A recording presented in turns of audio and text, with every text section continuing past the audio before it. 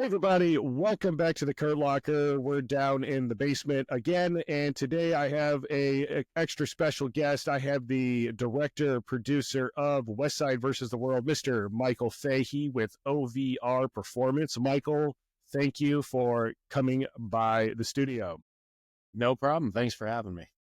So you're a well-known producer, director of Westside versus the World, and I'm going to be honest, I had to, when you first told me your name, I Googled you right away because I do that with people just because I want to like make sure that I do the correct customs, courtesies, etc. And when I saw that, I was like, no kidding. Like this is a movie that a lot of home gym people I know specifically, we watch this while we train because it's I don't know, for a lot of people, West Side's like a very inspirational / very intimidating kind of a thing. So very excited to have you on.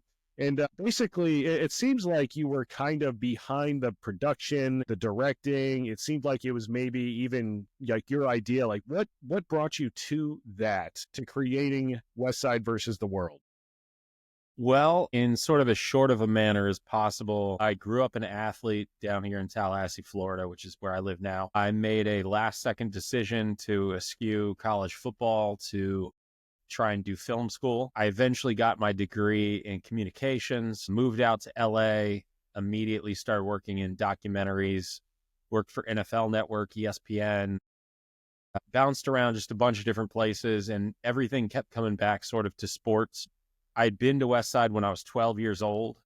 My dad was a huge sort of Westside fan. I grew up I had a training group that would come home with me every day when I was in high school, for example. And while we'd heat up Hot Pockets and Totino's pizza rolls and stuff before we'd go train, my dad would have, the old VHS Westside tapes just running, like Vogelpool Triple X and stuff. So, Yeah.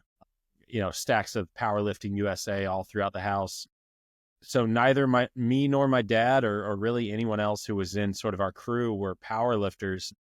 But for us, we were just always really excited about powerlifting as a means, and Westside specifically, conjugate as a means to sort of prep and train for sports. So I thought at one point that kind of I would leave all of that behind as I went off to become an artist in LA and do all that. And instead, I'm 6'3", I'm a pretty large human. So I stuck out. Everyone in LA is short, now wafy little artsy people. And I was this, just sort of Hulk that was carrying camera equipment around and stuff in the back on the productions that I was working on. And I would always wear a Westside hoodie, and people would ask, I'd be I edited a movie called Forks Over Knives. That's an incredibly successful, basically a vegan and plant-based diet documentary. It's like the reason why plant-based diet is within the larger lexicon. But so I would be editing that as like a 22, 23-year-old, and everyone in the office would always ask me, when they just saw my back while I was editing, and they'd say, hey man, why does that dog have such giant balls? That's how the reverse of the hoodie was at the time. Yeah. Hashtag bring Nitro's balls back. Yes. So it was just a thing that made me stick out in that production world. And eventually a reality company that I was working with, where I would cut sizzle reels, basically extended pitch commercials and stuff to try and sell reality shows. They contacted me and said, it was a woman that I had worked with about 3 years earlier on this vegan documentary, and which was just like a job for me. It was a way to get my foot in the door. And she asked me about Westside and was like, would you ever want to help produce a reality show about Westside? And I thought, number one, I thought well, that's awesome that this lady remembers a story that I told her just off the cuff 3 years ago. And I was like, so that must mean that this story is a pretty good one. And then number two, I was like, all this woman does is buys stories from people. I was like, so she remembered specifically not just the content of the story, but literally the story that I had told. That's what she wanted to buy. Yeah. And I thought, that was like a big confidence boost and stuff. And I immediately thought, well, there's no way in hell that Louis and the guys at Westside would ever agree to do a reality show, especially the way that they wanted to do it. And I was like, but if these people think this is a commercially viable idea, then I'd like to do it. And the only way I could figure was it would have to be a documentary where basically you could go slow enough and sort of suffer starting and stopping around kind of Louis's temperament, basically. Yeah. So I was working on a Bobby Bowden documentary at the time. I was a producer on that. And I left when my dad, of all people, got me again in touch with Louis. And first thing he said was that he didn't want to do it. But then he talked to me for an hour and sent me a bunch of books and asked me to call him back. And about every two to 3 weeks for probably 8 months, I ended up having these conversations with Louis where he would continuously say, like, no, I don't want to do this. But, oh, yeah, by the way, like, I want to talk to you about these other, eventually I'm a nerd about training. And so that was like a thing that I learned that language of conjugate when I was young. That was the first sort of training methodologies that I was exposed to. And I just like applying concepts from like this area to that, like within my head, there's not really boundaries to things. So, we had a lot of interesting talks about, we got into like scouting football and breaking down, NFL analytics and stuff. He liked having these conversations with me enough that eventually one day I just cut him off and said, like, hey, Louis, we've been doing this for months. Basically, this one day he said, I could kind of see how I could do this. There you go. And I said, I just pulled like a George Costanza. I was like, you know what, Louis, let's just put a pin in it right there. I said, my job is that I talk to people until they just give up and say yes to me. I said, and one day I'm going to catch you in the right mood where you're going to mess up and you're going to say yes. And so let's just assume that that's already happened. And he kind of laughed. And I said, like, now I'll go get the money and I'll call you back probably in 6 months. And I called him back in 6 months and said, I think I've got the money. I'll call you back in about 6 more months. And 6 more months, I called him up and said, okay, I'm ready to come out now. And that was like 2014, we started talking. 2015, I went out there for the first time. And then I was spending a couple months at a time up there for the next, 3+ years. And that whole experience to transfer this over eventually towards OVR, that whole experience made me realize that I had a lot more fun talking training and talking to coaches and really all the conversations that were of no use to the movie. Because there was always, there were track coaches there all the time and football coaches and, athletes from around the world who would just stop by for a few days or maybe stay for a week or two. There'd be interns and all of the really nerdy, like minutia of training. I just had a blast talking about, and I was like, making a movie is really slow and really wears on you. And I'm kind of over it. So when I finished the movie, moved back to Florida with the woman who's now my wife, moved back to Tallahassee.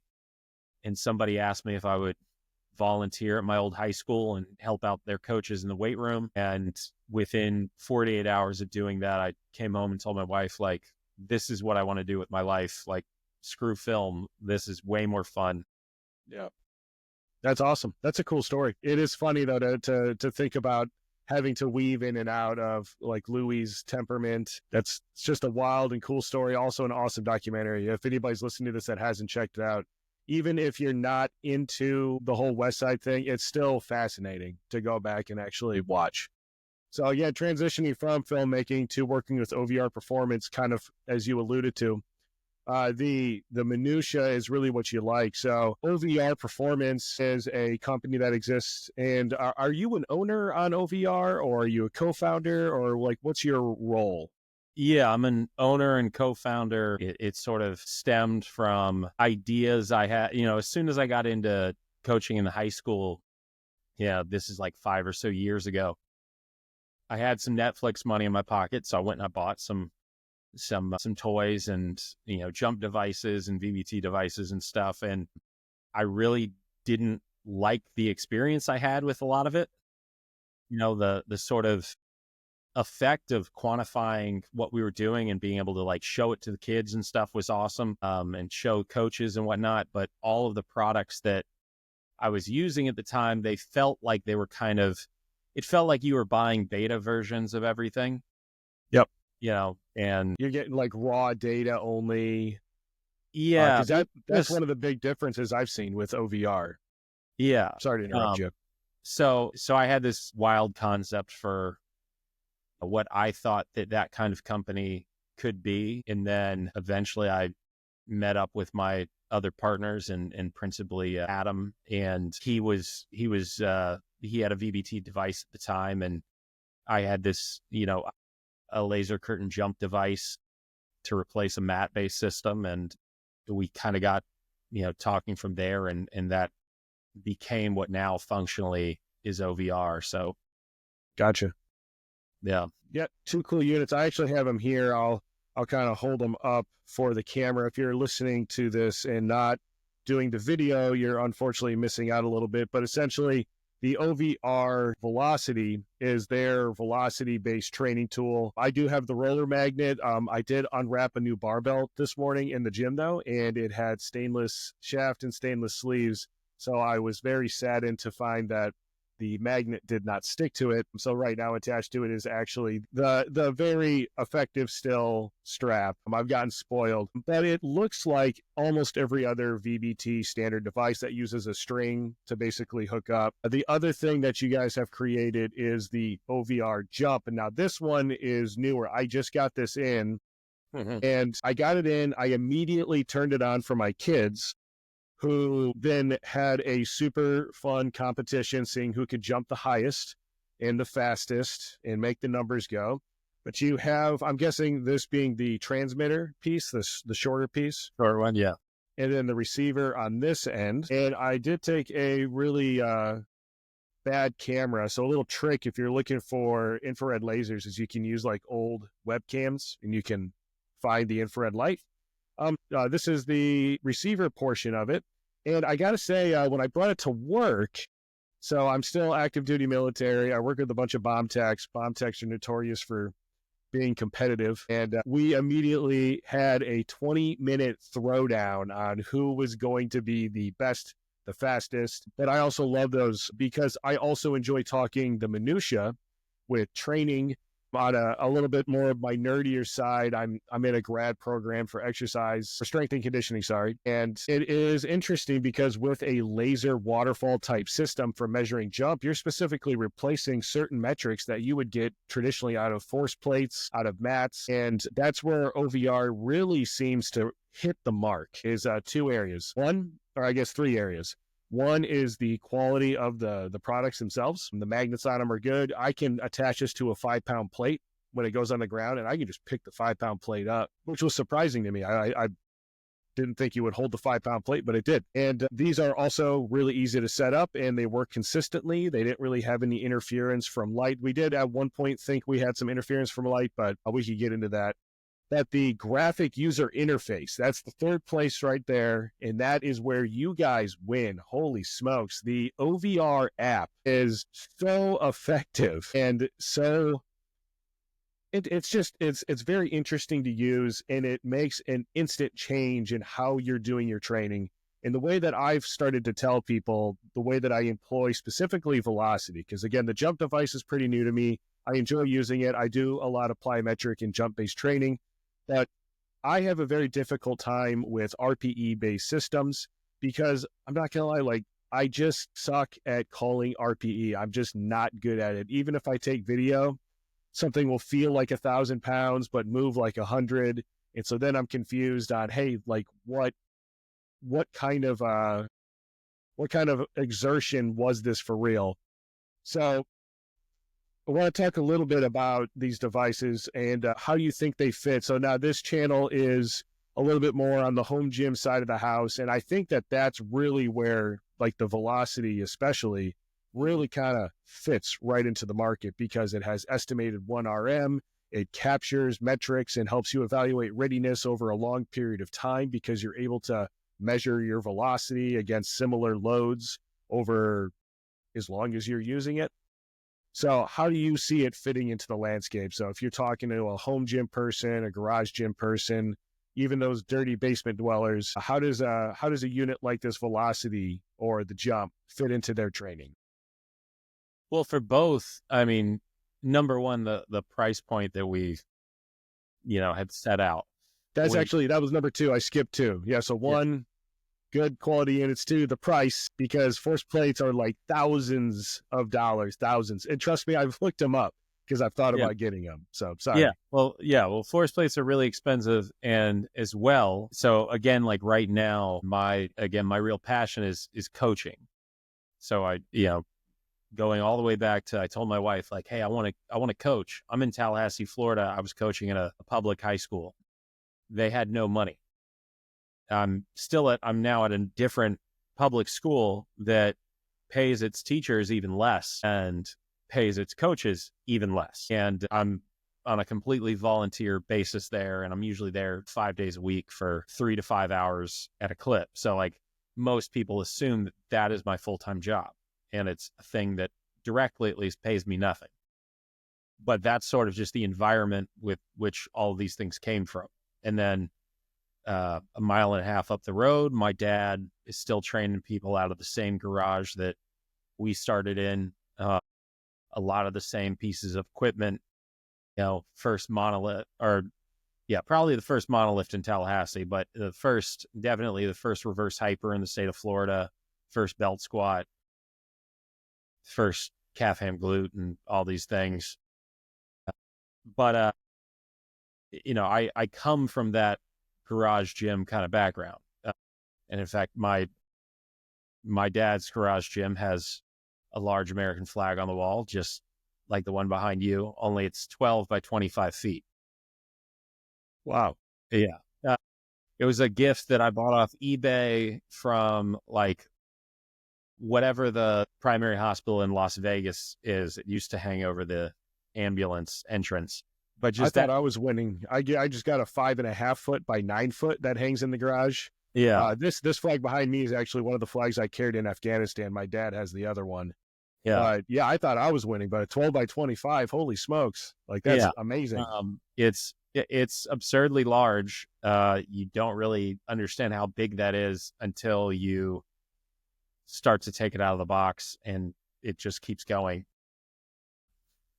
But just like that's the sort of aesthetic that I'm from and used to. And then again, spending time up at Westside where all the plates and weights are on the ground, and there's no AC, and you're hot in the summer, you're cold in the winter, you're dirty just all the time.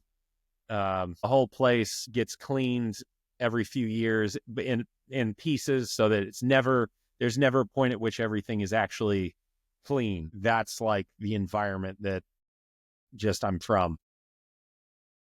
Transitioning now, being like in a school setting where they make things a little bit more sanitized, but still the chaos of it. When we made OVR, like the prices, certainly we could very easily charge multiples more than what we do, but sort of the ethos of everything was, I mean, I spend a whole lot of time training kids that I also could charge a lot of money, and I don't.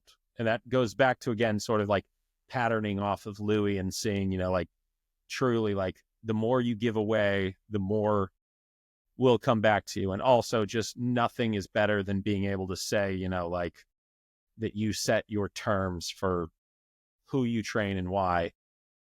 But we wanted OVR, and we wanted those devices to fit sort of into that mold of, we want them to be affordable, that you don't have to have an athletic department behind you in order to buy them. The app, again, we wanted everything to feel finished.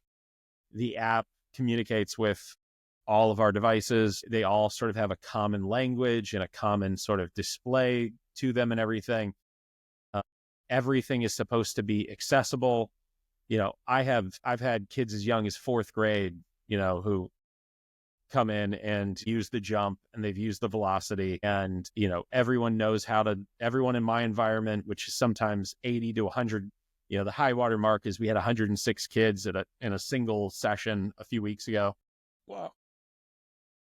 And these kids are, the school that I'm at is K through 12. So these kids are, we've got sixth graders and seniors, all, guys, girls. I train like 9 different teams there. So everyone it's pure chaos.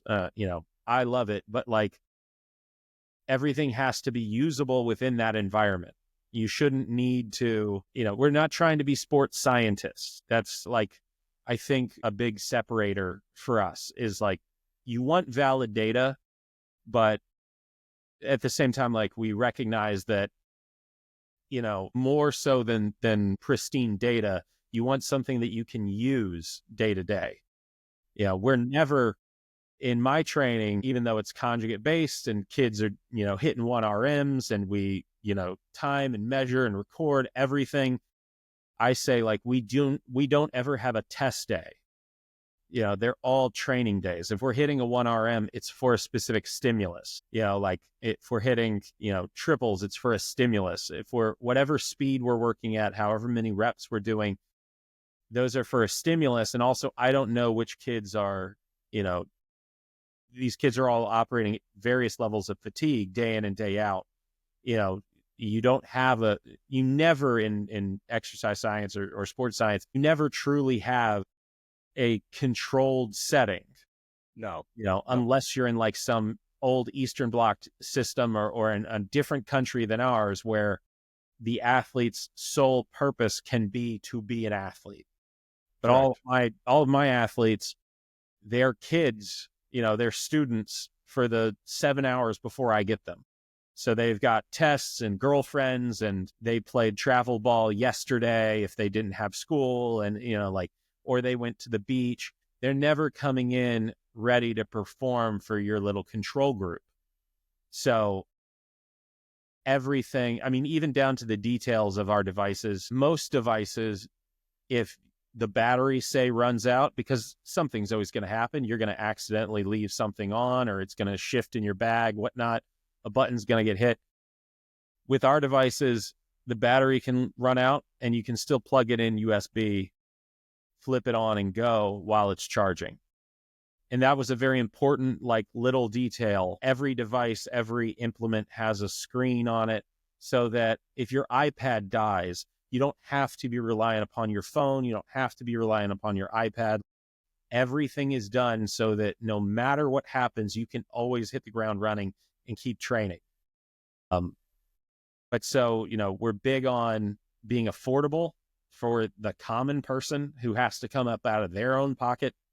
If you're like myself, where you're married and you have kids, you can't go spend $1,200-$1,300 on something.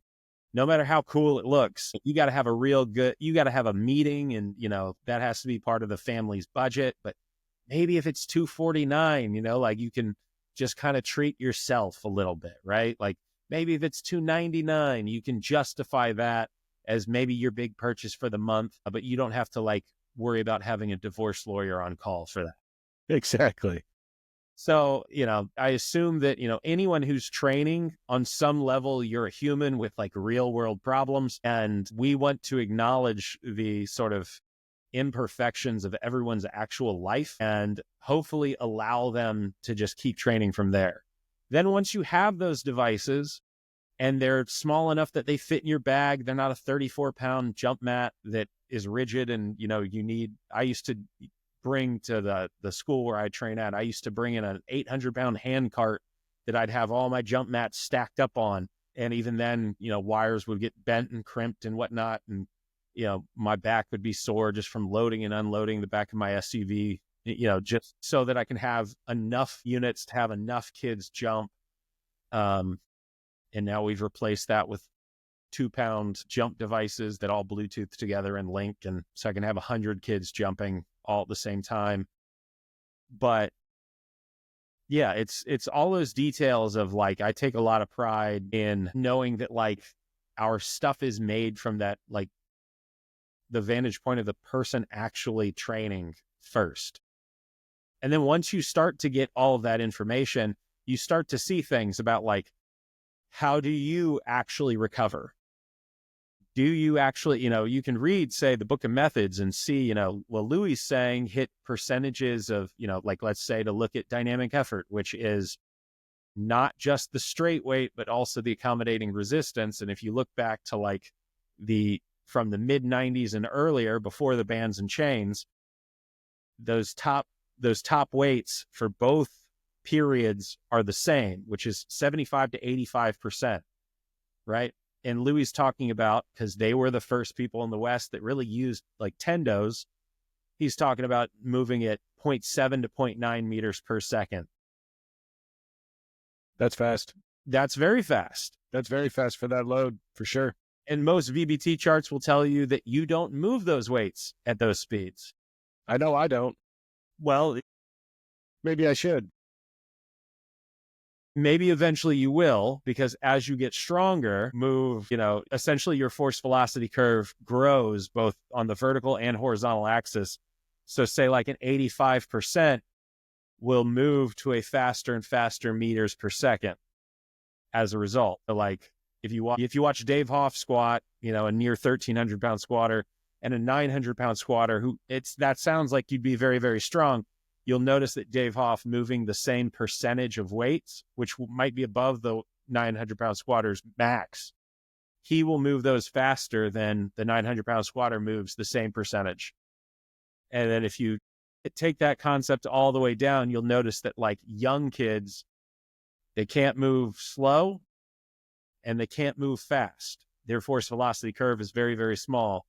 And that's why they might struggle with like a system that splits, say, max effort and dynamic effort into two distinct ranges, because simply put, their force velocity curve isn't large enough yet because they're not strong enough to have the actual contrast between. Yep. So as a quick pause, and I just did the math on my back squat at 75%, and I am moving. So I'm using the OVR app. Yeah. And I'll probably just screen record this so I can drop it in as a stitch on this video so people can see. Mm-hmm. But basically, if I'm squatting 465, that means that about 350 is where I should be. So my number at 350, I don't have a log for it, but at 325, I'm at 0.6. So I'm a little slow, but not bad. And then at 375, I'm at 0.49, which is a bit on the slower end. Definitely getting more towards max effort. But yeah, so I'm not far off. Yeah, getting there. Yeah. And as you get older, you'll likely get slower. No, I am getting 40. Yeah. Getting close. I just turned 38 last week. So like, that's another thing where you start to like look at like VBT data daily. And especially for me, again, where I'm looking at it with like, again, a couple hundred kids at a time, I get to see, like how all of these things, I have numbers all over the place will say the opposite of what like every study will say. And it's because generally they're not doing those studies on like 7th graders, or they're not, well, even then the studies that are oftentimes cited. So again, these are the things I look at, because on the exercise science side, I am academically experienced, which means I am inexperienced. But academically speaking, when you look at these studies, I'm astonished that they can even find athletes outside of soccer. It's hard to find an athlete to actually participate in a study, because you have to find somebody that's like, all right, cool. You're doing amazing things. I noticed that you're getting really strong. I'd like you to put a pin in that and stop. And I want you to only do what I want you to do. And God help you if you're in the control group where you're going to do nothing. Because I know that if that was me, I'd be like, nah, I'm not doing that. Like, I'm definitely not going to do that. But that's what a lot of these studies are based off of. Yeah. Well, it's like studying lions and asking half of the lions to stop being a lion for the duration of the study. It's a problem of being like an animal that has such a long lifespan and our own ambitions on an individual level. It's just I'm by no means really trying to like bash the academic side of things. No, me either. I'm a part of it. Like, yeah, I'm definitely not either, but it's a link fact. But there has to be an acknowledgement of like, this isn't a field that really lends itself to that process in the way that other things do. And it's a field that is like so much in its infancy. It's very hard to find. It's just very hard to find, like, I describe it as shallow. It's a shallow pool of data. And now, don't get me wrong, there is amazing data that's out there. And I'm just like you, I'm not trying to poo-poo all over the science. Yeah. But that's where I think it's really astonishing, because you look at methods like Louis, like we're talking dynamic effort, trying to move 75%. I think that the movement speed that you were talking was 0.7 to 1 meter a second. Was that what you said? 0.7 to 0.9. 0.7 to 0.9. But then again, like I used to train a sub 20-second 200-meter runner. That would be slow for him. So like his dynamic, even though he was weaker, his dynamic effort speeds were faster because he was so neurally efficient. So all like there's so many factors to everything. That's where the experience versus the academics. Yeah. And really, that's why it's really refreshing that someone like you is involved in a product like this, because you understand the value that it can bring, but you also bring a history, you bring experience, and you're able to, in my opinion, and I've used VBT devices before, so velocity-based training devices, I've used them. I was even a part of one that was like this internal, like inertia thing, no wires or anything. That was super frustrating, and I wanted it to succeed so bad, but it just couldn't happen. That's a tough type of technology to try and do that with. I was a part of one that used LiDAR for a little while, and you had to put like dongles on the side of your bar, and it gave you like your bar straight or not. And again, like loved the premise, loved the idea, but the execution wasn't there. But again, that's where I think that having your experience, your understanding and respect for the data and for the science, and I think that that's where like the average home gym user can really benefit. So I know you talked at length about training teams, and obviously as a strength coach for specific sports, whether it's sprinting, football, whatever, you're going to design and coach people differently. But for like, let's just think like I would say that for the most part, the majority of people that have home gyms are dads that have kids, and they get sick of driving to the gym, or they get sick of dealing with people because they've already got to have their own little people at home, and that's exhausting. It's great, but it's exhausting. So how can someone that's in a home gym place value in an OVR velocity or an OVR jump? Like, how can we use that to up their training value? Well, it's gonna number one, almost like stepping on a scale every day. If you've ever tried to gain or lose weight, like my advice to people is always like, get a scale with decimals on it, and then get a notebook or maybe get 2 apps in your phone and start recording, punch in your weight, write down your weight when you wake up and when you go to bed, before you even get into what are you eating, what do you need to change or whatever. This is another example of how like just concepts, I always feel like I'm talking about the same thing, but the premises come from disparate places. But so in that same way, where the first thing you need to know is like, how does my body actually respond to what I'm doing right now? Right? Like if you only step on that scale once a week, you don't know whether you're stepping on it on a day where, you're retaining a lot of water weight, or, you're responding one way to a stressful day, or you don't know if the day before you were 4 pounds heavier, or if that's your sort of heavy day. You have to have that context of where you're at.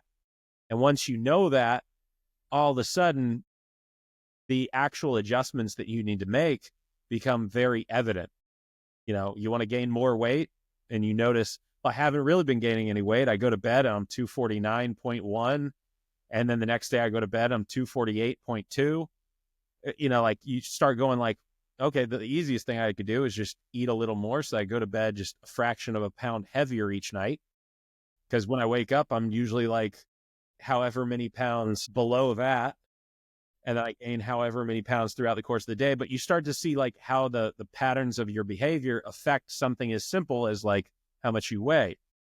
that same concept is happening. I always say, like, if something's true, it repeats. That same premise of simply knowing where you're at. So you might have read the book of methods and you've been doing everything to the letter of what, you thought that Louis was saying to do. You hook VBT up and instantly you realize, like, wow, I'm grinding way slower than I'm supposed to be. And at that point, it suddenly starts to outline a number of things to you. Like, are you grinding slower because the weight is too heavy? And if so, are you inducing like a lot of unnecessary fatigue on yourself? If you're, I have a 2-year-old daughter. If I'm slow as hell, like, is it because I'm not sleeping well?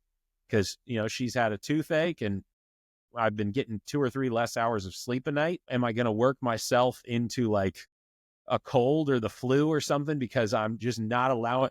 Is all of that work going basically to waste because I'm not allowing myself to actually recover?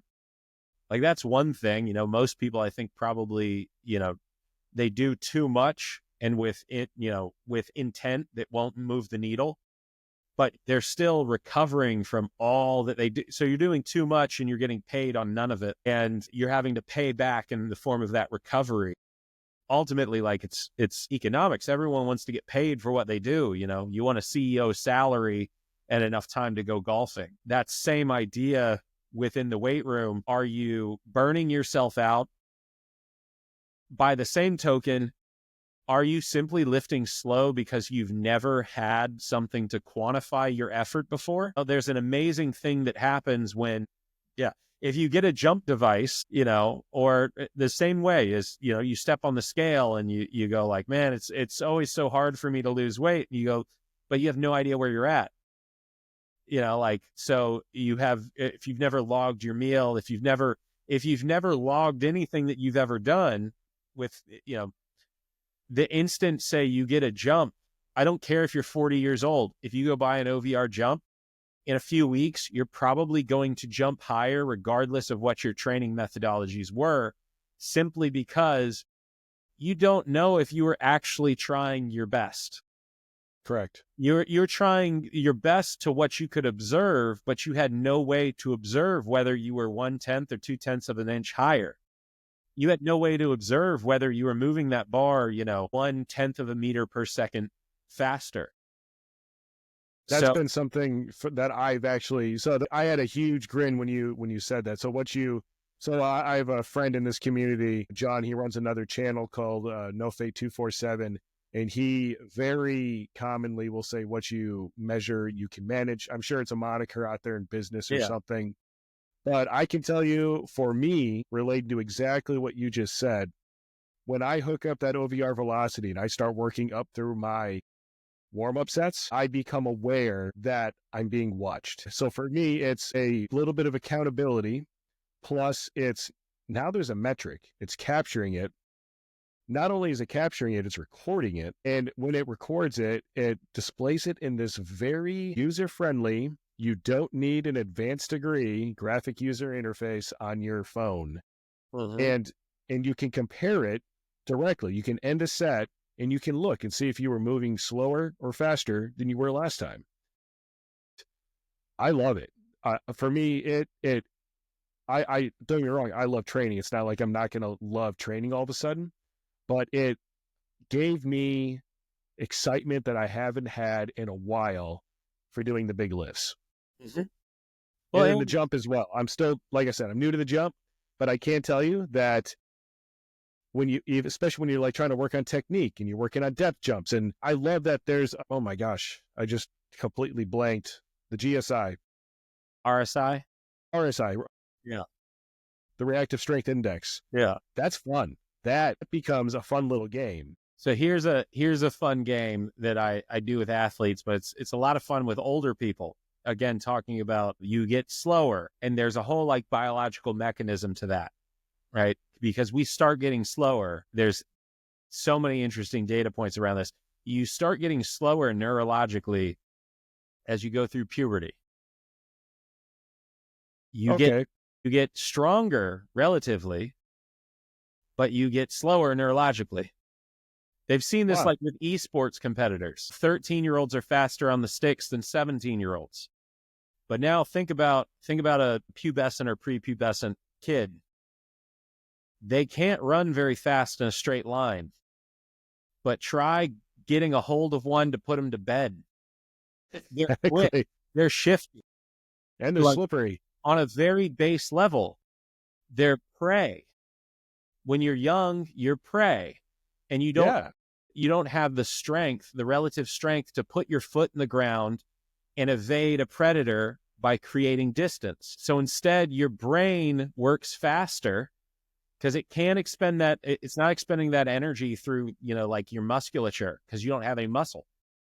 So your body doesn't take a lot of energy. So your brain instead is hyper efficient in communicating with everything.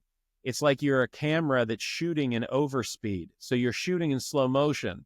So a child is seeing frames that an adult doesn't see. So the child, because that's their only way to evade a threat, basically, is when this larger animal lunges at me, whether that's an older human or some sort of large animal, I can't put my foot in the ground and just create space.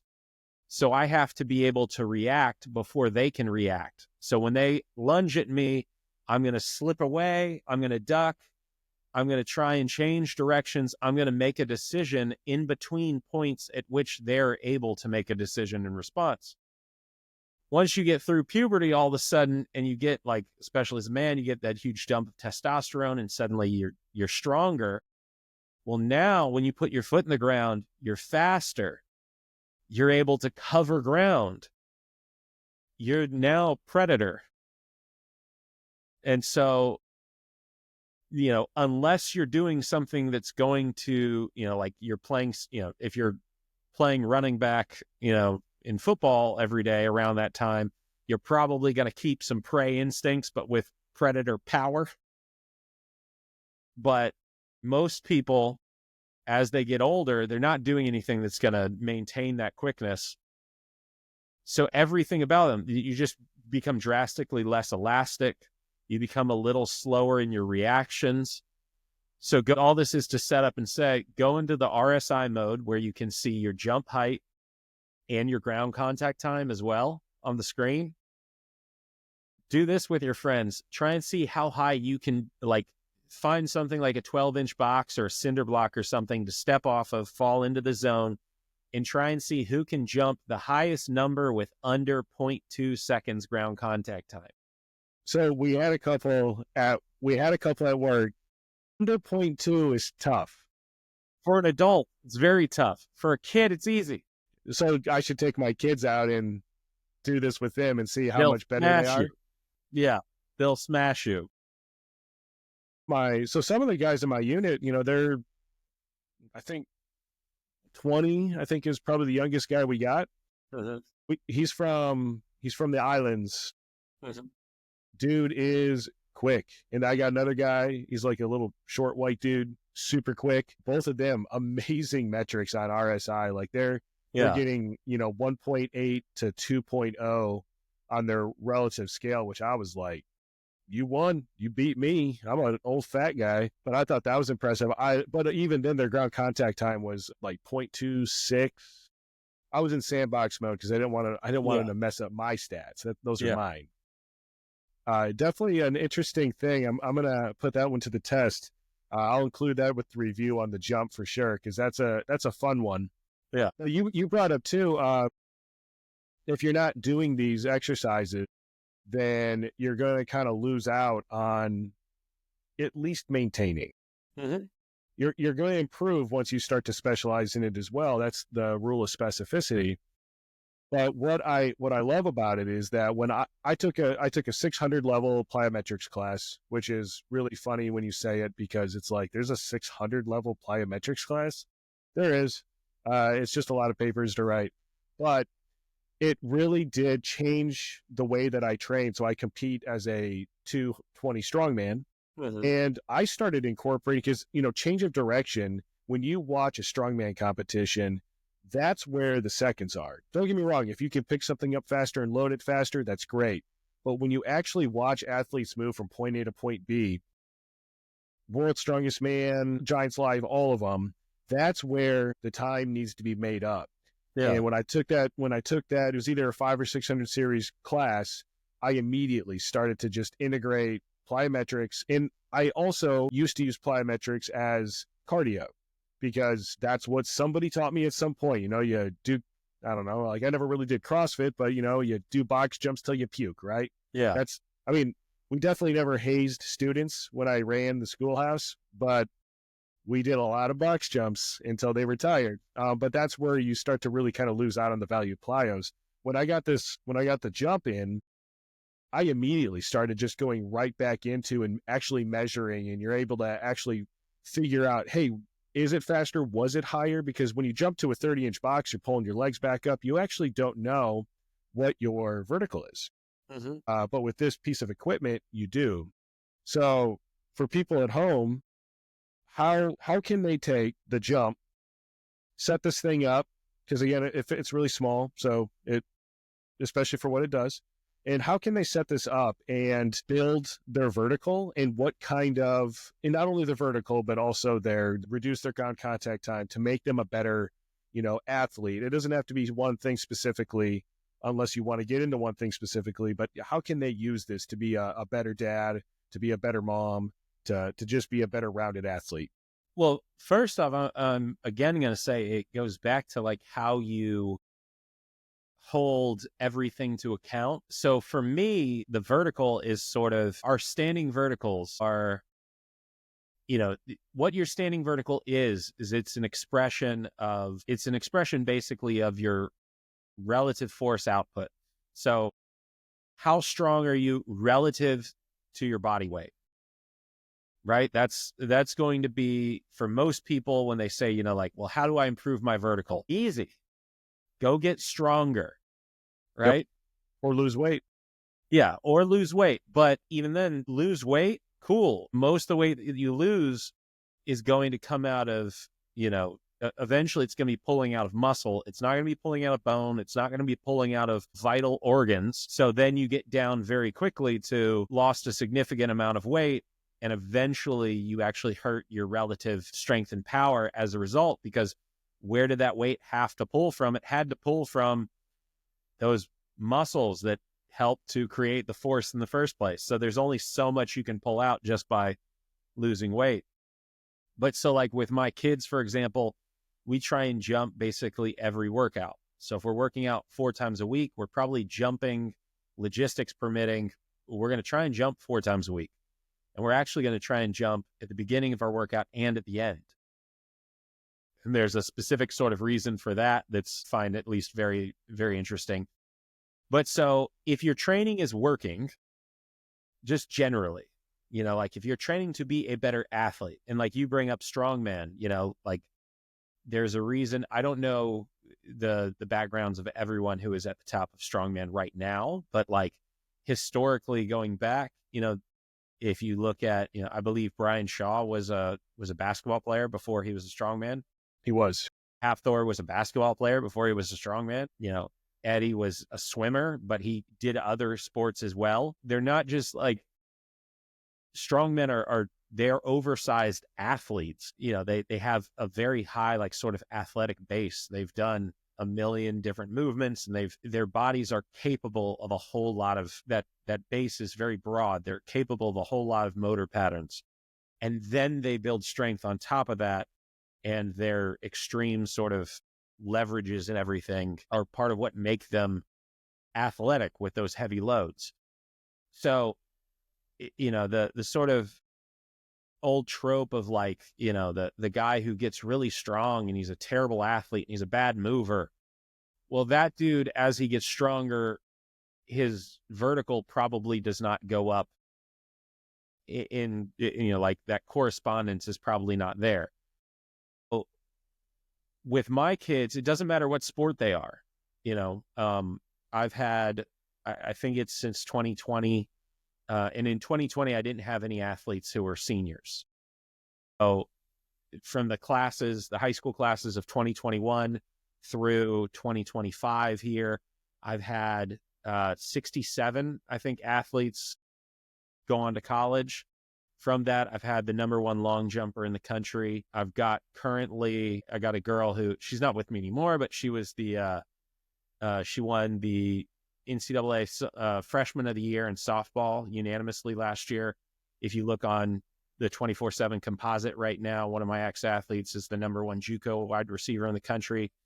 Had All-Americans in all region, and my kids, it doesn't matter what sport, they all basically train the same because they're all, like their body types and everything might look different, but they all need better rate of force development, and they all need more relative force. They all need to be stronger relative to their body weight. My long jumper, he jumped 25.5 feet in a year where I believe he was the only high schooler over 24.8. And he jumped 25.5 that year. He gained about 15 pounds to do that. So he put 2 feet on his long jump by gaining weight, right? Now, most people would tell you don't do that, but he also, put 200 pounds on his squat and 200 pounds on his sumo deadlift, and he put over 8 inches on his standing vertical. Now, he was an incredibly elastic athlete, but his rate of force development and his strength from that static position, or relatively static position, because we do our standing verticals, I allow a counter movement. We don't do our hands on our hips. I understand why people do all that stuff for testing purposes. But again, I don't think that that's helping an athlete be more athletic. I want them to. They're just eliminating a variable. That's all. Yeah. They're trying to clean up their test. Right. So that way they have less outliers and all. Right. But again, I don't care about the testing. We're training. So I want them to understand how to manipulate every lever that they have available to them. But if a kid squatting and his squat's going up, but his vertical's not going up, instantly that's going to tell me a host of different things. The first thing is probably going to tell me is he's getting stronger at his hip, at his knee, but probably not his calf, his ankle, his foot, right? Because that's ultimately where the sort of hammer is laying down on the track. The force is going through his foot into the ground. So that's getting lost in the sauce as he's, his squat is going up. Or it's going to tell me, well, your jump's not going up, but your squat's going up. Okay, you're not necessarily getting stronger in that case. You maybe are, what's happened to your bar position? And again, so accounting for, trying to limit variables, my kids do almost all of their squatting on a safety squat bar. So I know that their bar position is staying relatively high and it's not going down. And we do almost all of our squatting to a box. So I know that their box height isn't changing. So that's going to distill down very quickly to, okay, so we got bad feet, bad ankles, weak calves. So let's go do some sled dragging. Let's go do some belted marching. Let's go do some trap bar carries, something where that foot, rolls forward and pushes through the toe and the balls of the foot. But so you can kind of see just that general efficacy of your training, because especially as it goes towards all kinds of, whether it's changing direction's generally going to take you about half a second. Throwing a football or a baseball is generally going to take you about half a second. Hitting a softball or hitting a baseball is generally going to take you about half a second. That sort of impulse of loading up, uncorking, and going. And a vertical jump, standing vertical, is generally going to take you 3 to 5/10 of a second. So it's this great proxy for everything. And then there's a million different ways to look at it. Again, if you jump at the beginning of your workout, you're going to see your basic daily readiness. If you went out and you did the box jumps for time, what you're probably going to see very quickly is that your vertical starts to tank. Well, you've been doing all this jumping. Shouldn't you be better at jumping? Well, no, because again, you're developing bad feet because it's very inefficient. All that we do in training is very inefficient. Training is just trying to basically lie and force your body to become, devote more resource towards something that is inherently inefficient. But the most, if you're a better jumper and you've got better lower limbs, better feet, you're probably going to be, just as an ordinary person, you're probably going to be a lot more robust and be able to handle a lot more variability in case like you misstep off of the sidewalk, you just sort of step funny or lean in a weird direction, or a freak snowstorm comes through the southeast and you find yourself on the ice, as a Floridian, and that's weird. All of these little, it just exposes another point of the chain. I've also said, like, I have my athletes jump at the end of the workout. If we jumped at the beginning and we jump at the end, if you're brand new and you jump with my kids at the beginning, and let's say that you're a pretty good jumper, you jump like 28 inches, which if you're like an adult and you're not a serious jumper and you get on an OVR jump and you jump 28 inches, you're a pretty phenomenal jumper, like relatively, especially you're doing, if you're like 30 years old and you're jumping at 28, you're probably doing a whole lot of things great with your training, or you're really gifted, genetically. For the lifters, I am jumping currently. A good jump for me, a good one, is 25. Yeah. I was proud of that. Yeah. My average sort of jump is probably like a 22 right now. Granted, I'm like 255 pounds. But my best is 25.4. If I jump, 22 to 23, like that's a pretty good day for me. 25s are extremely rare. Like I might go a month without seeing that. And if I take a jump, if I take like 2 jumps and there's a 1 at the beginning of them, I'm just down there. Yeah. I might get 119 and be like, oh, I gotta, I gotta warm up. Yeah, I slipped that one. Don't worry about that little guy. Yeah. Yep. But so what so if I have, I'll get like, this happens a lot with like basketball players. Basketball players are shockingly bad at jumping from a static start. Just doesn't really matter who they are. If you go look like at the standing verticals for the NBA, the average standing vertical is between 29 and 30 inches at their combine, which is like the top 50 players in the world. And then at the NFL combine, the average vertical for players who on average are, 50, 60 pounds heavier, the average standing vertical is over 33 inches. And if you constrain just for like, well, we'll just put 6'4" guards against like 6'4" offensive linemen, the offensive linemen still outjump them by about 2 inches, even though they're over 100 pounds heavier on average. Yep. But it's Probably comes to some sports specificity there. Huh? Probably some sports specificity, having a little bit of a thing there, kind of speculating. You think that offensive linemen jump a whole lot? No, but offensive linemen are very, not spring, but they're quick, because you have to be quick off the line. You're quick off of a static movement, where basketball players are dynamically moving and then jumping. So they probably have a better RSI, where, I'm speculating. Yeah. I'm just curious. No, it's how does because baseball players also outjump basketball players significantly. Okay, wow. Basketball players look more like soccer players in terms of jumping.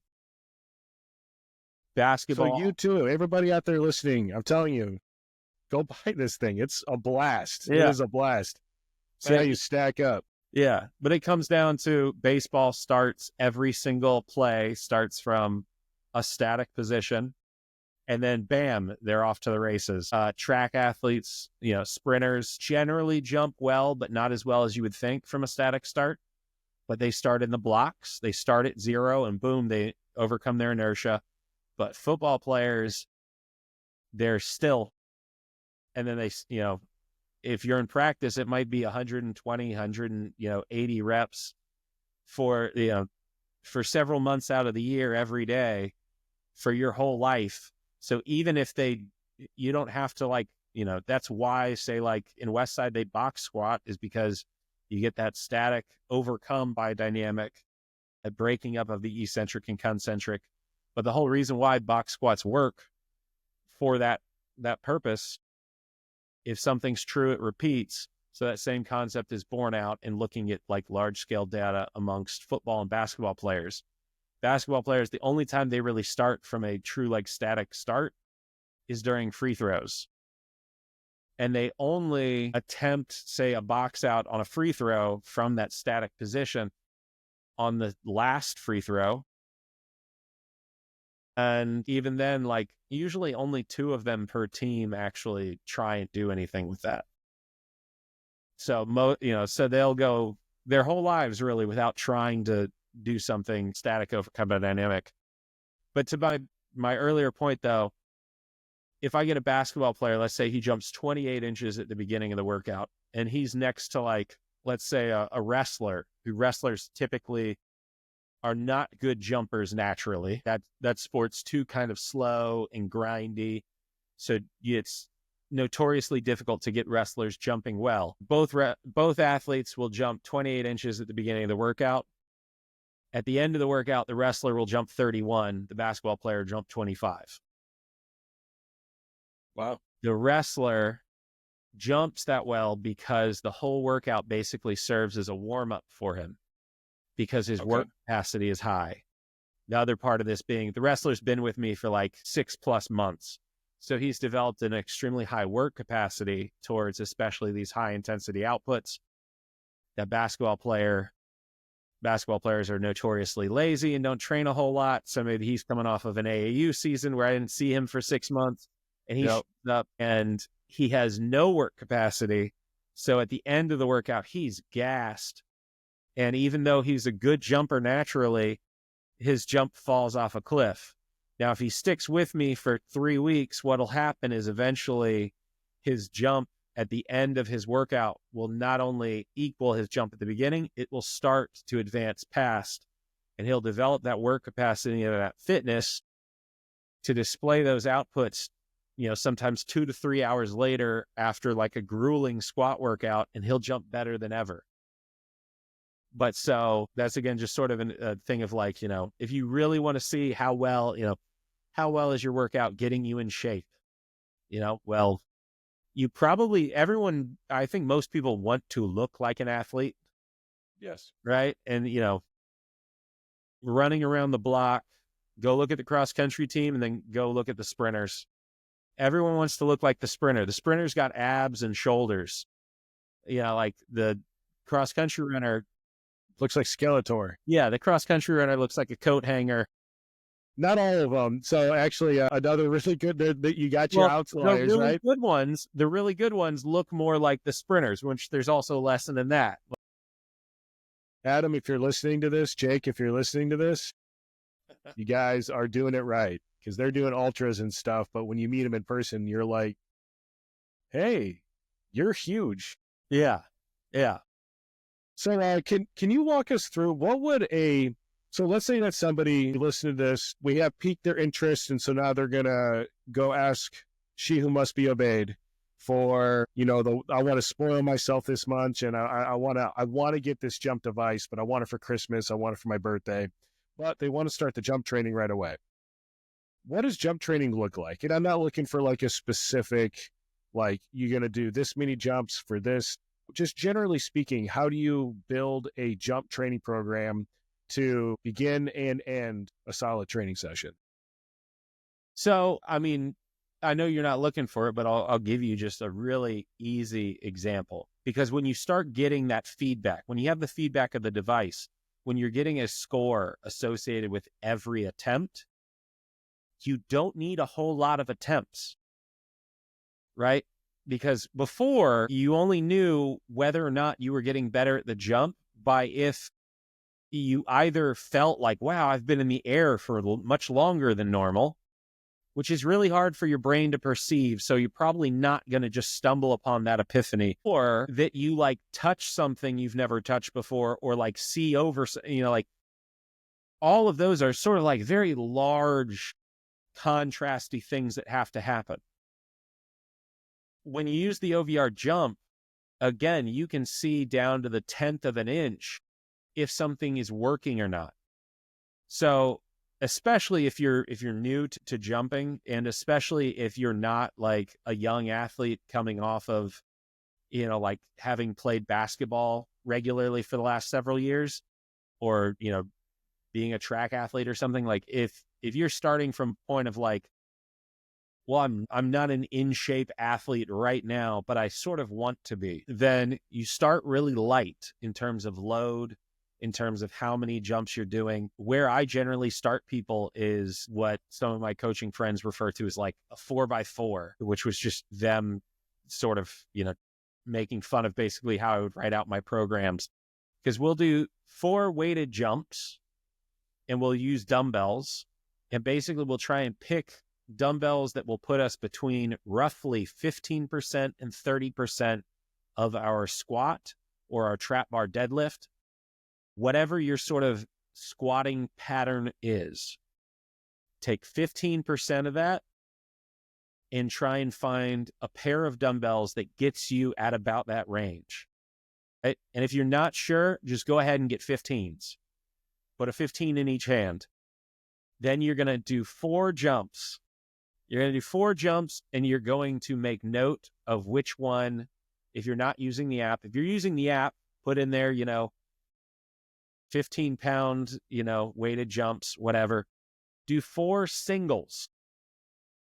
Try to jump just a fraction of an inch higher on each one. And you're gonna, come away with sort of a PR number for that weight. Week 1, you're going to do that weight. You got like 15s. Week 2, when it comes time to do your weighted jumps, you're going to move up to 20s. Week 3, you're going to move it to 25s. Week 4 is just going to be week 1 again. So now you've got a 3-week wave. Again, I'm from that Westside school of thought. So a 3-week dynamic effort wave. We're going to do that with our dumbbell jumps. You're going to take 30 to 60 seconds in between each of these. So in as little as 2 minutes, boom, you've done this sort of dynamic effort, explosive strength, weighted dumbbell system, and you've established your best jump for that day. And you're just going to try and beat whatever for week 1. If week 1 is your 15s, week 2 is your 20s, week 3 is your 25s. On week 1, every time you do it, you're just trying to set a new PR with those fits. And then after you've done those 4 jumps, because 4 jumps is not a whole lot, but after you've done those 4 jumps with the weight, you're going to put the weights down, put them off to the side, and now you're going to do standing verticals. And now you're going to do the same process. Take 30 to 60 seconds in between and give it full effort. Try and go as high as you've ever gone on each one. And you're going to have some that are awkward and weird. You're going to have, again, you're getting that number though. So you're going to see and you're going to feel when your body's going to try something new that you're not really going to be able to feel. Right? Like you're barely going to understand even that your body does something different on every single attempt. The true idea of specificity, it doesn't really exist. Specificity is an abstract concept. It is not a reality. You don't even blink your eyes with the same, like motor pattern. You can't replicate a single rep ever at anything. That's just not how the human body works. The electricity is going to take an ever so slightly different path to cause the contractions. But you're going to stumble through that process into patterns that work a little better, right? So all you have to do is you just have to see what's the end result of that attempt. So we do 4 with weights, should take you 2 to 4 minutes to do. 4 without weights should take you 2 to 4 minutes to do. Log those as 2 separate exercises. So you might need to add 3 different dumbbell weights into your OVR Connect app.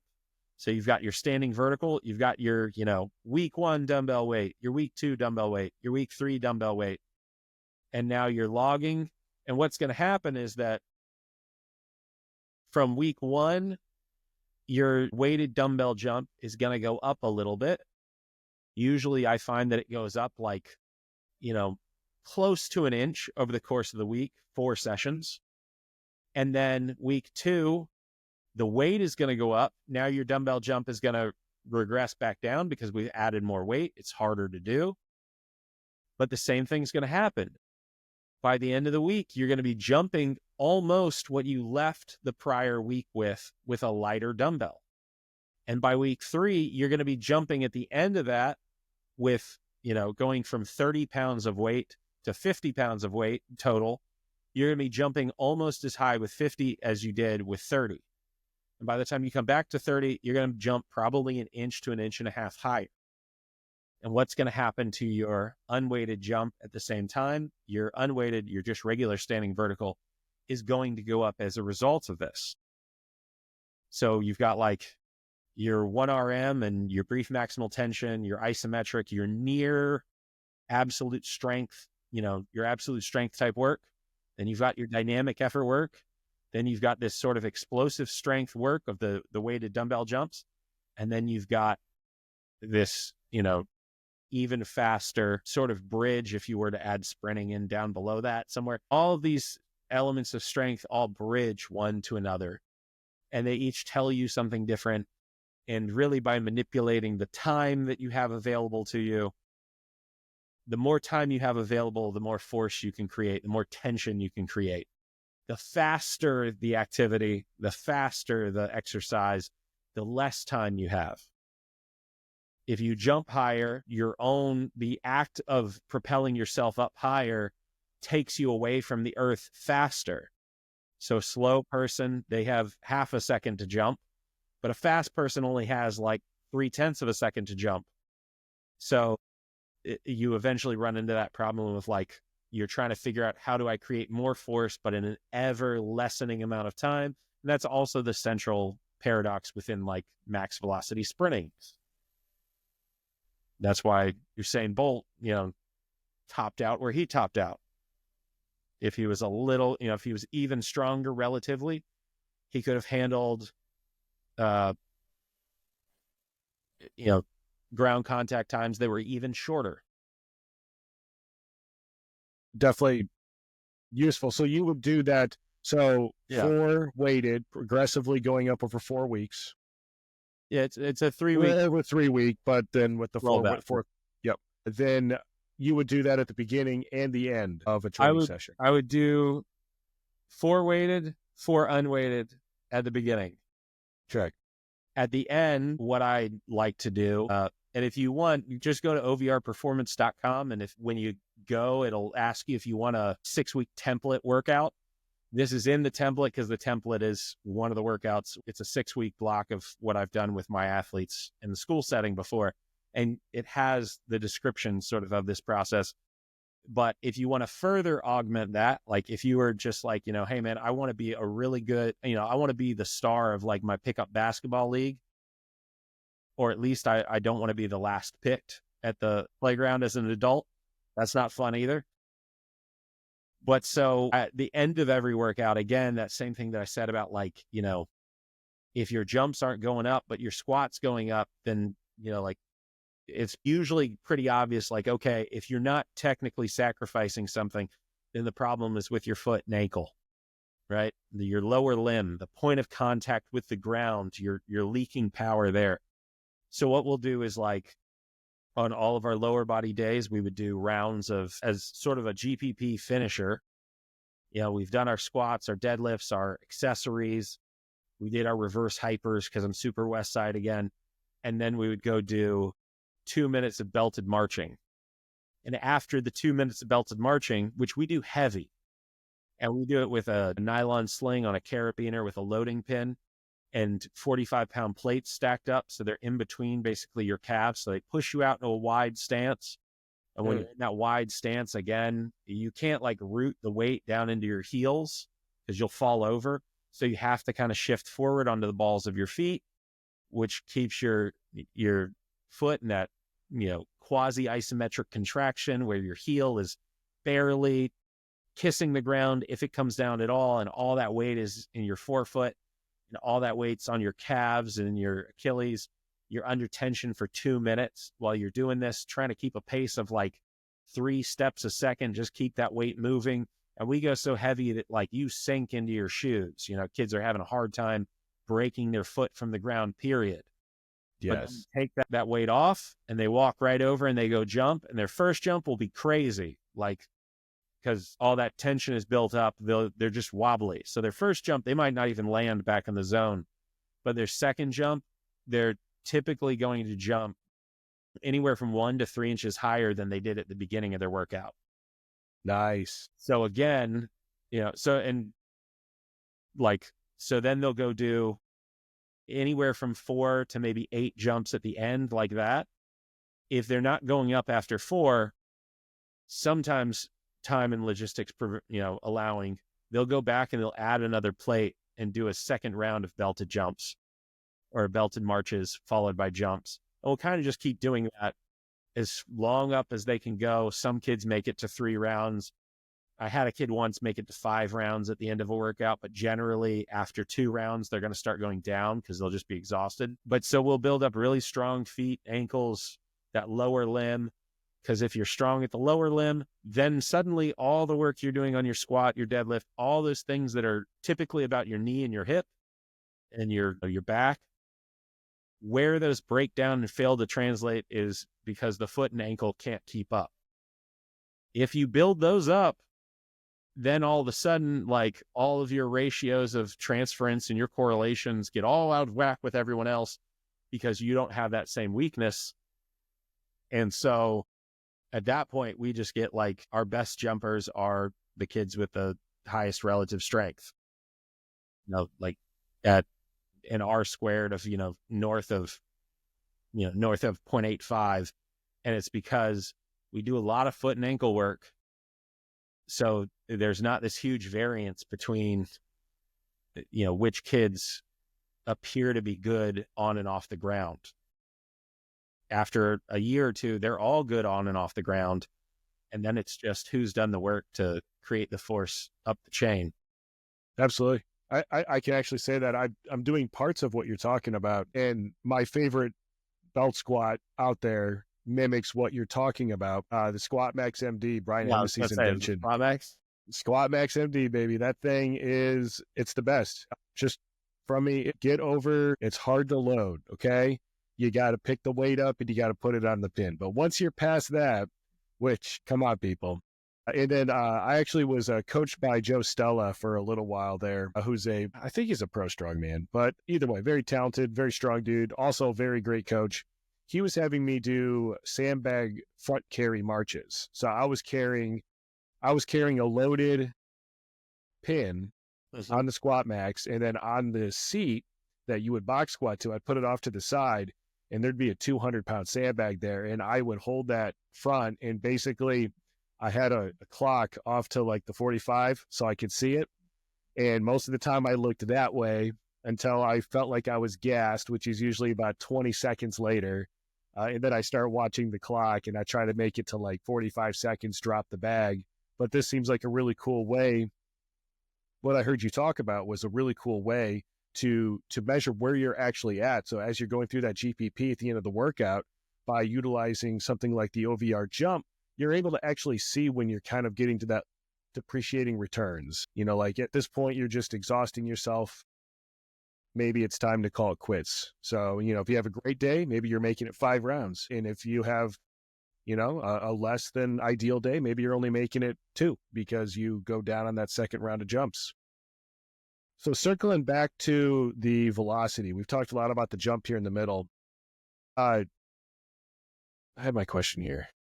Yeah. So the big advantage that I see is feedback in real time to lifters. So when we're talking about a velocity sensor, most of the time we're talking about compound lifts. So you're not going to, I'm sure you could use these to measure your barbell curls, but that's not necessarily, I think, what the intent is. It's more pressing, squatting, deadlifting. How can people use this in real time to get a gauge on how they're feeling in that day? So let's say that they have a programmed 85% for a triple. And as they're working up to that, maybe they need to call an audible either on the heavier side because they're moving fast, or on the lighter side because they're maybe not recovered. Maybe they're moving a little slow. Maybe they were up chasing their kiddos and, they were the prey as you were trying to get them to bed. Yeah. So, there's one of the central concepts is that, before most people, pretty universally, before you get your hands on some sort of EBT, you're probably doing some manner of like percent-based training, which all percent-based training really is from the jump is, if you're trying to reconcile it back with like old Soviet research, where it kind of comes from, they had a very good idea extremely early on that percent was tied to velocity. So it becomes a stand-in, it just becomes a proxy for velocity. But each person has a slightly different sort of profile of, what their force velocity curve looks like. Each person's going to be a little bit more efficient or less efficient at given speeds. And then especially once you start to consider like just everyone's anatomy, you're going to be a little, a little taller, a little shorter. It's going to be, I'm tall and long. I've got the time to create acceleration to get up to a number, right? So if myself and someone else who's of vastly different like leverages than me, we're not necessarily going to move the same percentage at the same speed just based on that, even if our relative strength level seems comparable. Likewise, if I were to train with like one of my athletes, they're going to be much more efficient than me, most likely. So they might be able to accelerate a higher load relative to their 1 rep max than I do. Or with, say, like the velo bench test that I like to do with my kids, which is just accelerating the empty bar and reading off the peak velocity metric after a 3-count pause or a 3-second pause. I can smoke all of my kids in that. If, and it has to do with, again, I've benched 455 and none of my high schoolers, at least, currently have. So even though I'm less efficient, I just have this reserve of strength well beyond them that even when I'm not as efficient, I can push weight a lot faster than they can. But so anyways, so when we look at percents are sort of like a generalization that get most people kind of in the ballpark, unless the literature, much again, like referencing Westside before. And again, I'm a huge fan of Westside. That's the basis of most of my knowledge. But again, if the average person tries to do Westside's weights, they're going to struggle. Like they're not going to be able to hit the percentages. And dynamic effort is dynamic not because of the percentages, but because of the velocities. So if you don't have tendos and you don't have all that stuff, then you don't have a velocity, then a percentage is all you have to go off of. But once you do have a VBT mechanism like the OVR velocity, then suddenly you can kind of tell what do you need to work on. So there's a diagnostic element there. Either you can't move the weight that you're supposed to move as fast as you're supposed to move it. So you have to dial that weight back down. And now you get the beauty of this cognitive element that will come in where you see, wow, I got to take, 20% off. Well, now each time you successfully hit that weight, add 5 pounds for the next set and try and hit that weight again. It's just like sort of what I was talking about with the RSI score of like, see what's the highest you can jump staying under 0.2. At first you can't do it. Then suddenly you realize how to do it. And now your jump starts to creep back up. Same thing happens with velocity. I had a football player who I was working with a few years ago in a one-on-one setting. He had a 200-pound, 12-inch box squat, and he weighed close to 200 pounds. And so the next week we put, a little bit of band on or actually, no, we had no bands. We took him down to 150 pounds. So 75, okay, we're going to start your strength wave at 75%.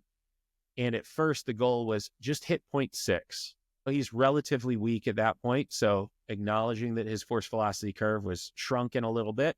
So we brought his dynamic effort speeds down a peg, down a gear, and put him at 0.6. It took him 2 sets, and we were doing, I think, doubles. So we're doing like 12 by 2, real old school Westside, straight weight 12 by 2. He might as well have been like in an old VHS with Matt Dimmel and Chuck Vogelpohl. Yeah. And It took him 2 sets, I believe, to hit 0.6 with 150. But as soon as he did, we added 5 pounds. He went 165, and he hit 165 at 0.7. So it's like, okay, now you not just we added weight and you actually went faster, but we didn't add a lot of weight. And then we added, 5 pounds more, and he again hit 0.7. So within a matter of minutes, I mean, he went from doing, 65% at 0.6 to 80% at 0.7. By the end of that workout, he was doing 210 pounds at 0.6. So this is in a span of about 4 days. Now, I'd love to say like, oh, I'm a genius trainer and I just got him that much stronger. Yeah. No, we used a feedback mechanism to get him to learn that he had this whole sort of gear he hadn't accessed before. Within a year, he was doing that same 12-inch box with 385 pounds plus 400 pounds of band. And he went from being 190 and jumping 30 inches to being 243 pounds and jumping 37 and a half inches. Wow. Monster change. Monster number. And yeah, monster change. Like you're talking about like, dang, I can't even, I want to see someone jump 37 in front of me. Yeah. But all that was to say, like, we use the VBT as this teaching tool with him, where because there's a huge element of just like, it's basic confidence. If you go up 50 pounds, suddenly you're going into like uncharted water and doubt is going to start to creep in. But if you're just eking up, we're just putting 2.5s on. We're replacing 2.5s with 5s. We're putting 2.5s on back again. Oh, we're replacing that with 10s. We're putting 2.5s on. Oh, you overshot it by 0.1. Well, we're going to put 5s on each side. And we just kept creeping up that way. And again, just kind of paying attention to, well, last week you left off here. And so now let's take 10 pounds off the bar, and that's where we'll start this week. And even, with him, we did almost all like sets of 9 to 12 sets of never more than 3 and never, usually 3 or 2 reps, because it gave us so many opportunities to sort of dial this load up just ever so slightly. But so he's literally learning, how do I move this weight? How do I move the same speed regardless of the fact that the weight is piling up? Because you don't really feel, if I could put 5 pounds on the bar in between every set that you do, every single week, like if you don't see me do it, you will not know that weight is there. And you'll just think, I'm getting tired. But you hear that score, you see that score, side spotters yelling it out at you, and he's your boy. You don't want to look like a punk in front of him. So you just dig a little deeper, and you eventually start to realize how deep you can dig.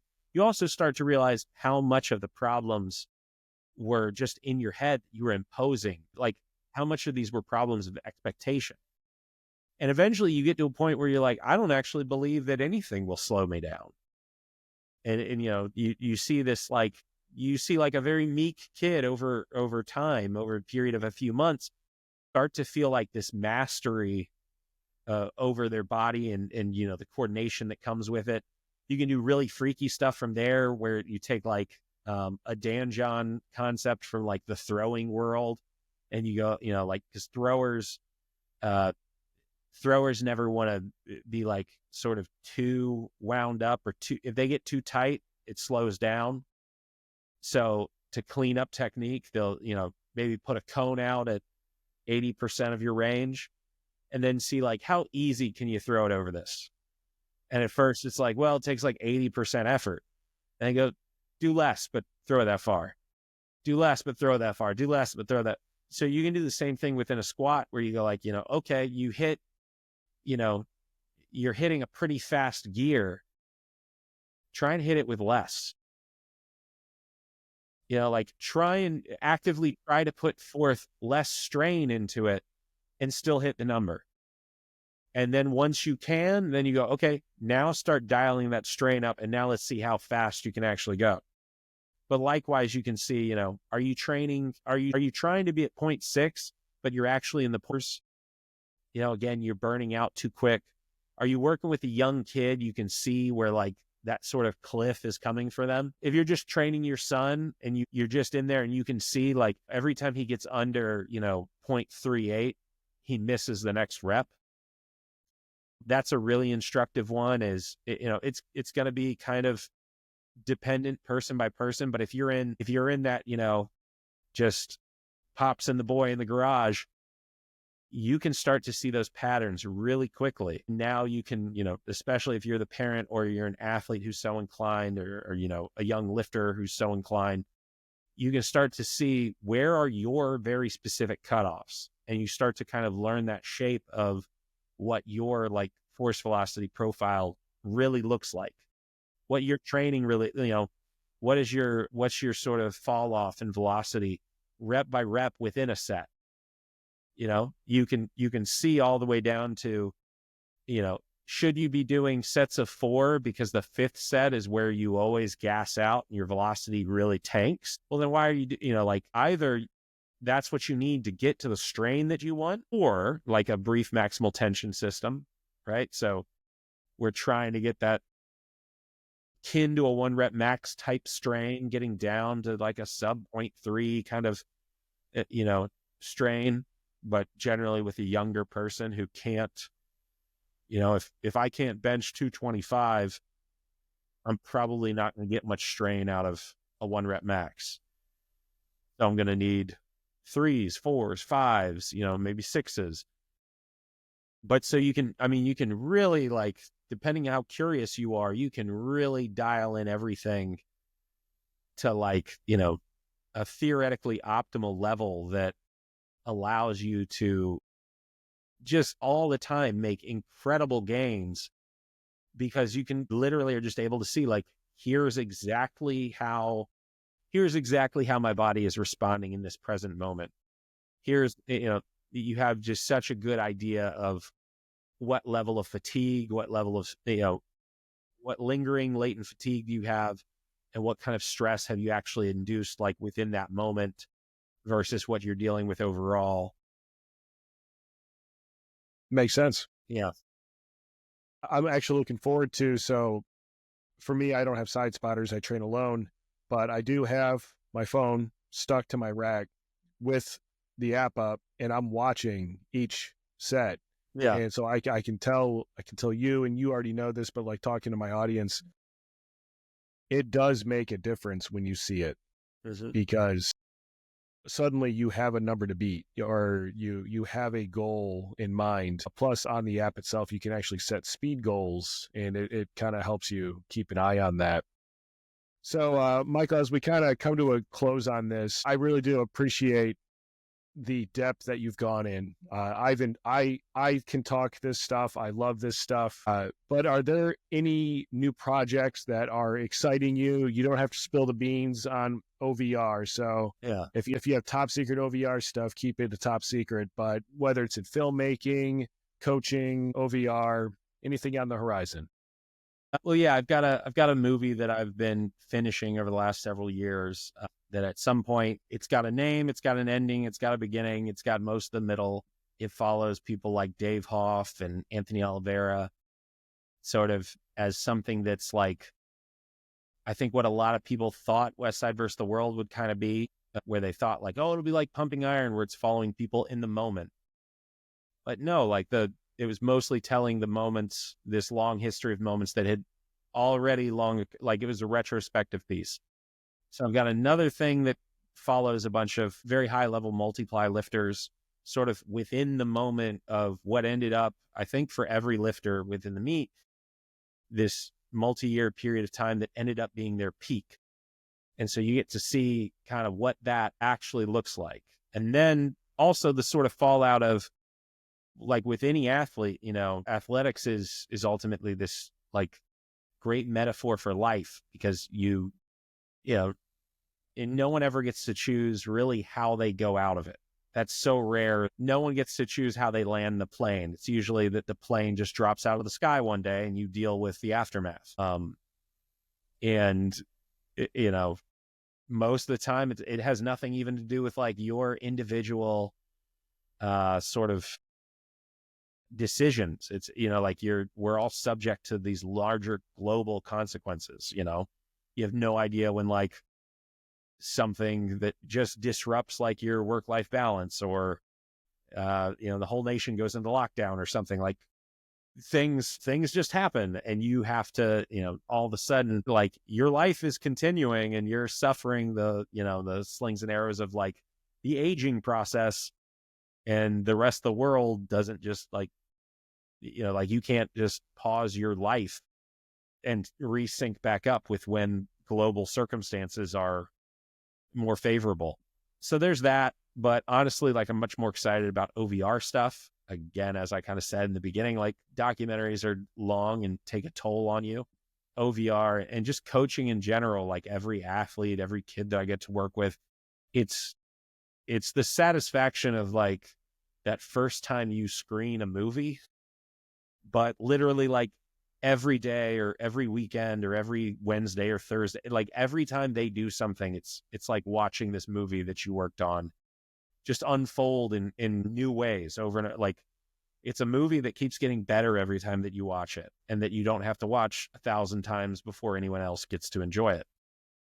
But so yeah, we've got some really cool things coming from OVR. Yeah, You don't have to don't spill the beans. If it's a secret, keep it a when is secret. this coming out? This is coming out. This will actually come out on the Tuesday following here. So for the audience, they should be listening to this on the 20th. Okay. Well, for the audience, they should definitely be on our email list then, so that when, you know, we've got a multitude of products coming out, things that, you know, and some really cool free resources in the works. Some things like I can't explain how excited I am about some of this stuff. And I would like very much, you can't tell already if I'm into something at all, I talk a lot about it. Like I've enjoyed it. yeah, Yeah, this has been great. but I've got stuff that like, yeah, I could go 4 or 5 hours on like just one of our projects, and we've got some really cool things. Again, when you're a co-owner and co-founder of it, like it's mostly I want to show the world the toys that I've been playing with for the last several years, much like a documentary. Like that's the part where this is a lot like a documentary, where it's like, you know, I want to show you this thing that I got sick of watching 2 years ago. Versus with OVR, it's, man, I want to show you this thing that like I get to play with every day and I've been playing with for 2 years. And I can't tell people about it until like we make like a big post about like, you know, here it is, and now here's when you can buy it and all that. But we've got a lot of, you know, that central premise of making things that are just wildly usable and very specific to like trying to bring these sort of higher level training methodologies and stuff. And, you know, even as like into the weeds as, you know, clearly like I like to get about a lot of this stuff, like you don't have to be that level of nerding out and detail oriented. Like you don't have to feel like, you know, you don't need a high level certificate. You don't need, you know, you can just lay the jump down on the ground and see, do I jump higher? You can just hook up the velocity and see, am I moving a heavier weight faster or moving the same weight faster? We've got some really cool tools that same way. If you've really been paying attention, it's probably all, at least the next couple moves should be like very predictable, but we've got a couple things like on the horizon that I'm just like super excited about. And a lot of them are to try and create a means for people to like also just affordably indulge in this stuff and actually be able to me, it's like, it doesn't matter. The coolest training device in the world can exist. It doesn't matter if like 30 people worldwide are the only ones who get to play with it. and, like, and ultimately it breaks or it goes away or some company folds or something. It's like, we're trying to make things that are going to bring a level of accessibility to that stuff to get it, because again, I'm 38. When I was in high school, I'd go to combines and stuff, and you'd see like a jump mat, and I'd hear Louis talk about, a VBT device or something, like, oh, I remember someone brought one of those to us and we got to play with it for a few weeks. There were so many stories like that, and all these concepts where you're like, yeah, conceptually, like, I was a good athlete, but as much as I enjoyed it, it's like there was that level of gamification and feedback that we just didn't have any access to. We knew that somewhere someone had access to it, but like, we didn't get to play that game. And now we're at this exciting point where like more and more people are getting to, play that game and getting to see what their numbers actually are. And again, it's just starting to, like, ripples on a pond just move outwards and outwards, and more, it's gone from a thing that, 8 dudes in Sweden had to a thing that, 6 colleges around the country had, if you were, lucky enough to be on the team that got to go jump on a force plate once a year, to now suddenly, like, there are public high schools and middle schools across the country who use OVR equipment right now. And, they're kids who are just chilling in their preschool, or not their preschool, but like their middle school PE class, and they get to use all this stuff. Michael, this has been a super, honestly, probably one of the more exciting talks. I don't get to talk to fellow exercise science nerds, and you're not an exercise scientist in that way, but I think you know what I mean. Yeah. This has been a truly fascinating discussion. If you are not, let's say that this is the first time I've ever heard of OVR. Where can we find you? And most importantly, where can they sign up to get on that email list?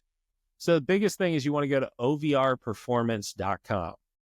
So that's where you can, actually order the devices. When you go to the website, you're going to see the devices with prices right there. You're not going to have to scroll down through a million, funnels and, schedule a call if you want to schedule a call, if you do have questions, you can literally call me. Super available. I don't care how big or small you are, but everything is transparent right there on the website. If you're at a school and you need to do purchase orders and stuff, email us and we'll handle that too. If you want the technology, again, the prices are right there. There's no gimmicks or anything. We want to help you get it regardless of the circumstance that you're in. If you're on social media and you want to follow OVR, it's at OVR Performance on basically every social media platform. If you want to hear a lot more in-depth, sort of musings and tutorials, you can go look at our YouTube. We've got right now a whole bunch of like long form videos where I'm taking different athletes through a lot of the different exercises that I do and explaining, how to use the devices. And, you get to see sort of on the fly, like what different attempts by different athletes tell me as the coach, and, what kind of adjustments I make. So that's on our YouTube. If you want to follow me more specifically, I guess because you want to possibly get a lot of voice notes in a DM or something talking about plyometrics. Yeah. If you want like a personalized podcast, all you have to do is DM me a question. And if I can't answer in about a sentence and a half, I will leave you voice notes, and many of them. But I'm at Burn the Ladders on Instagram and Twitter or X. I try and post and stuff, but especially on Instagram, I mostly just exist in the DMs. If you want to know just about, documentaries and movie stuff, at Westside Film, that's my larger account. But again, if you can't tell from all this, I really like talking training. I really like talking coaching. So that's the best places to find me, is at Burn the Ladders. And again, OVRperformance.com, at OVR Performance. If you got questions, we got answers, and we will help you in any way, shape, or form. I don't even care if you buy the stuff. If you just have questions, if you want to ask me, how do I do the stuff you're talking about with somebody else's product? I will answer that, because eventually their product will break and you want a cheap alternative and you'll come over to us. And so it's fine. Like, our goal is to make stuff so cool that even if it's not today, in a couple of years, just like I told Louis, like, eventually you're going to slip up and you're going to say yes to me. So we'll just assume that that's already happened. Eventually you're going to want our stuff. So I just want to give you the answers, because the way I see it, whether you're our customer now or in the future, we're trying to make the stuff that everyone wants eventually. Yeah, that's all great stuff. Hey, for all the viewers out there, if you're not subscribed, if you'd like this kind of comment down below. Wow, that was not a complete sentence. If you like this kind of content, tell me what you liked about this interview. Michael, it has been an absolute pleasure. I'm humbled and honored. Very excited to have your products in my gym space. And I can tell you that I hope that people watch this. I hope that people get some interest and start tracking your stuff. That's been it for this episode. I will see you guys next week.